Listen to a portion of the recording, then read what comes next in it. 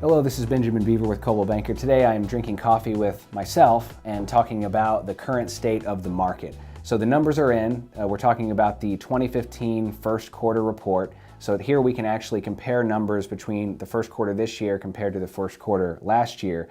And this report actually includes the first and fourth quarter from 2014 compared to this year. So I'll just briefly run over these and then just give my opinion of where we're at. So the average sales price this year over last year is essentially the same.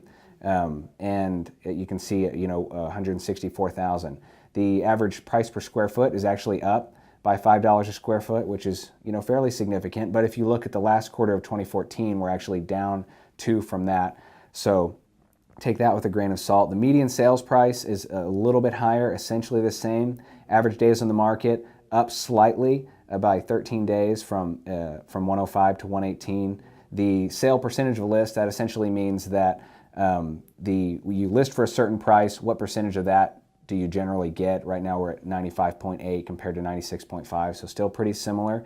The number of sales is actually slightly up, but still essentially the same, 314 from 311. And then what I think is the biggest change on here is the listed inventory. So right now, for the first quarter of 2015, we had 512 compared to 400.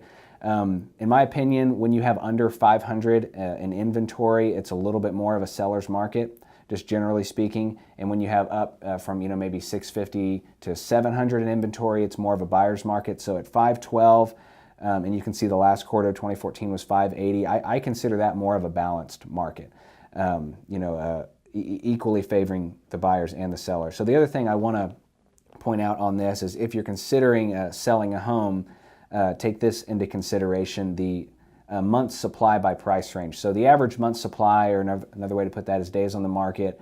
You can see here from 40 to 50,000 all the way up to greater than 400,000, and how they break that down in different price ranges. So the hottest moving market is generally the 100 to 150,000, sitting at 2.9 or 3 months supply, meaning you get a contract in 2 months and you close in 3. And then going up from there, 150 to 200 is closer to 4 months.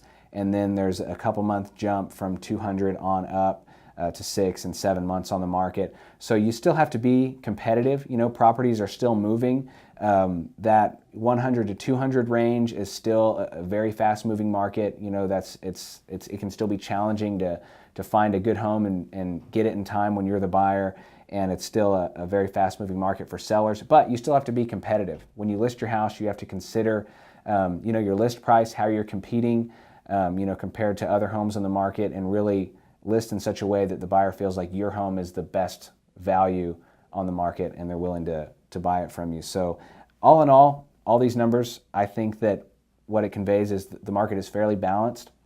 What I've been anticipating and what I think we'll continue to see is that the growth curve we've been on for the last couple of years is going to slowly level out to where, I'm not anticipating a dip. We can't see the future, but I'm thinking that, things will be fairly stable for a while. There's a lot of different economic factors and contributors in our market here in San Angelo. We have a very diverse economy. Oil is one factor, and if a big change in that could cause the market to start going up at a rapid pace again.